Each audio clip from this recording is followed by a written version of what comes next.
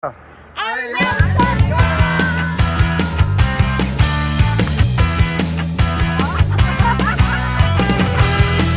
Okay, lakaw.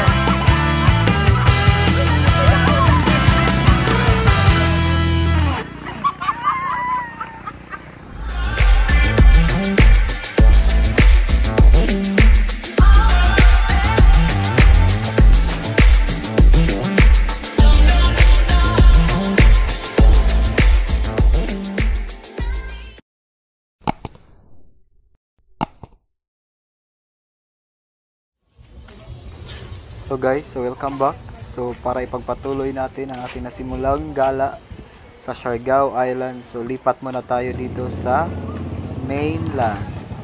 Pagkatapos nating mag-island hopping, so heading to the next destination. So we've come to this another site no nga pwede na ito mapuntahan pag andito tayo sa Siargao Island. So upon arrival, it's a high tide man. So wala tayong chance na makita yung parang rock pools and flats ng Magpupungko. So we just have the sightseeing and taking pictures.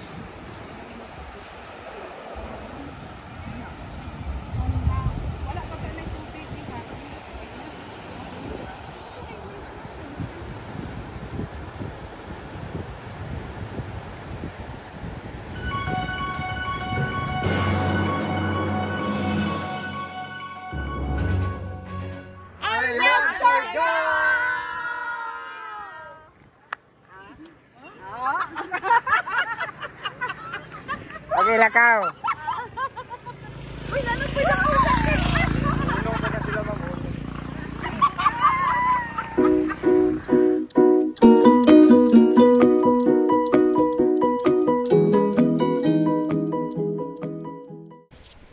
Now, on to our third destination, no?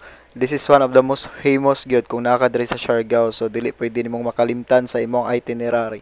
So, just explore the place and enjoy the view.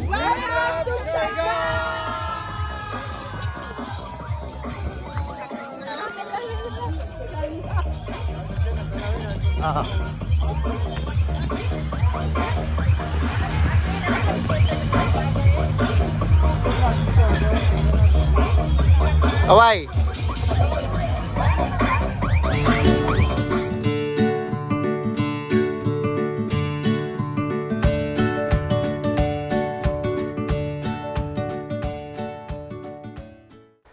So kay pinaspasay man gyud niya nga amo ang biyahe no, in less than 8 hours daghan namig naadto nga mga lugar. So now hapit naman mo gabi so naaray na sad mi diri sa Katangnan Bridge or commonly known as the Afam Bridge. No, wala na mo gimis ang opportunity nga maka-visit diri. So pag abot na mo mo ding daghan gyud usually ang tao diri kay this is one of the best sunset view diri sa Siargao Island. So this is a bridge connecting sa pikas nga barangay. So daghang gatambay, daghang gasori-soroy do. While nagkuan mi mobiling mi towards no ngadto pasulod, nakahunaw na ako nga medyo dako-dako lamday kong nagasto diri sa Siargao. No, kung akong balikon sa moang pliti pamasahe 400, dayon ang amo ang arkila na mo sa bangka sa island hopping around 3,500 among nabayad as a group. Then dito sa among lunch buffet namo among nabayaran dito kay 6,000 man siguro or 6,500. Dayon going back nga sa mo ang kaning giarkila namo nga multi-cab upon arrival diri sa isla amo ni siya gipakyaw og 2,500. So unta pag sa 2,500 namo kaning amo ang pagsuroy-suroy na pa additional. So more or less naka 3,500 siya plus pagkuha namo the following day para mahatod mi ngadto sa Pantalan pabalik. So man among nagasto more or less overall ang ako nagasto gyud is nasa mga 5,000 to 6,000. So ingana ra kadali mahurot ang kwarta diri. Although wala kay may nakagasto o dinagko sa pagkaon kay naraman sa Mikaela nga medyo hospitable pod kaayo gyud. So nakatabang-tabang gamay. So at the same time na-enjoy ra pod mo ang view even though kadit ra kayo mi. So while we are in the Afam Bridge, no, enjoy the view and at the same time experience kung say naa diri. So daghang kay skateboard, motorcycle. Actually this is ikuan public kuan gyud ka ng place nga nay mag-commute to and fro. Then afterwards na mobalik nami sa among gipuy-an.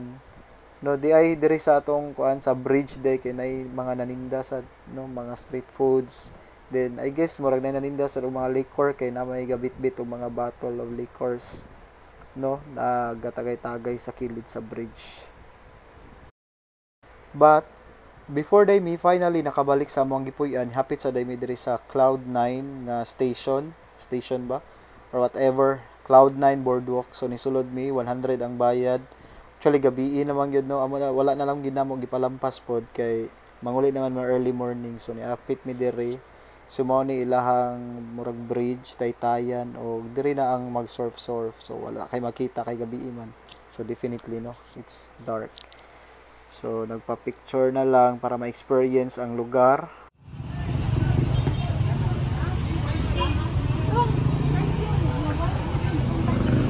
Amo ang service Jollibee. Thank you, And sir. Viola, mao na to ang among escapade sa Siargao Island. So pabalik nami sa mainland Surigao City.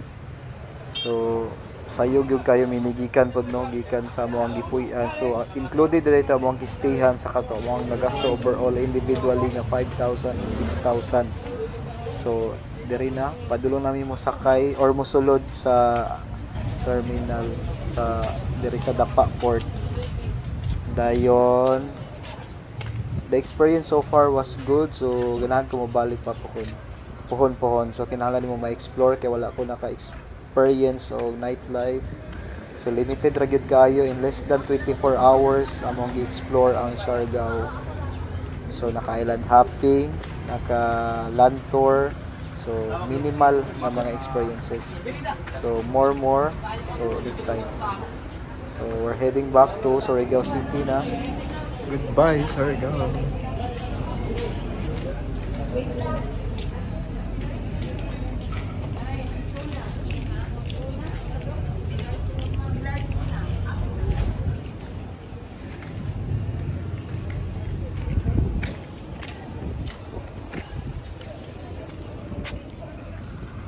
As for me, so wala ra man gyud kurat no kung anytime pwede ka mo biya sa isla kay na may daghan kang pwede masakyan.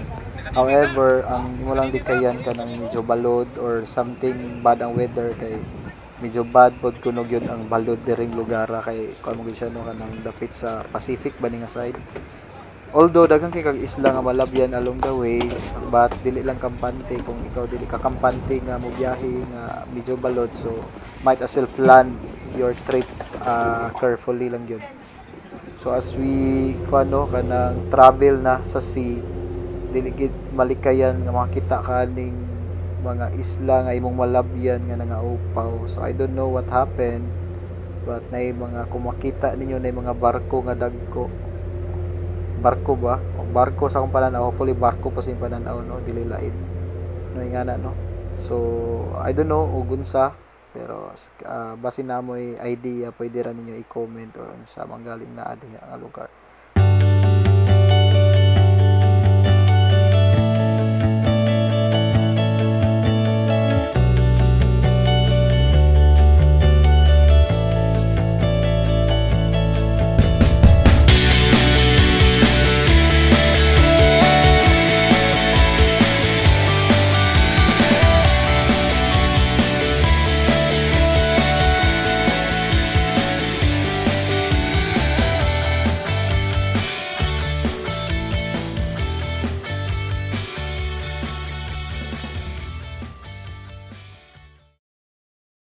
So one of the best view food while traveling, makaagi ka in between two small islands. So islet no kay gagmay mga island.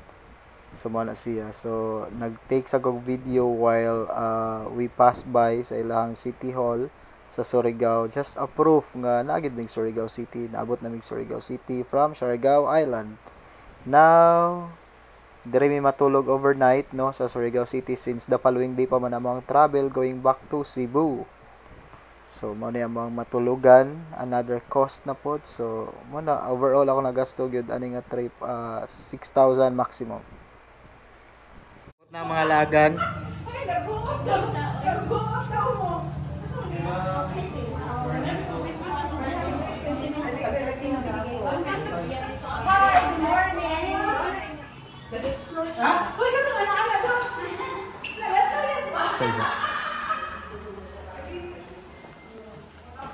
CR, public CR, mirror. This was our room. I don't know if it's still open. Alright. A suite room. There's an extra bed. And tada! Affordable. Affordable. And going there, may mga rooms. And lobby outside. Kasi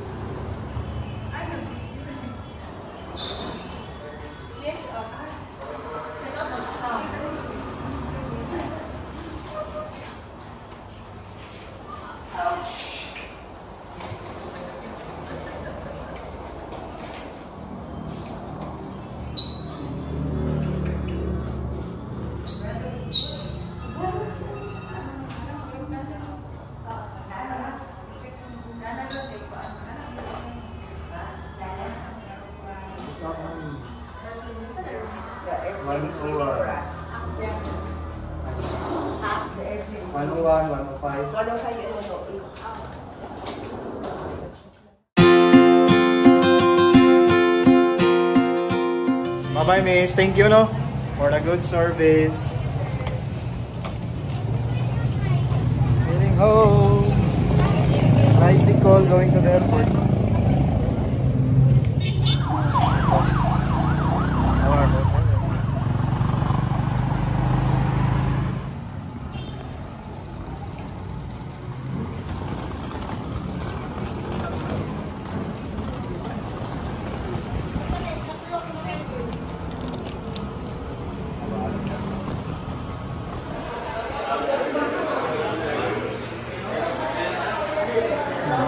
Pork.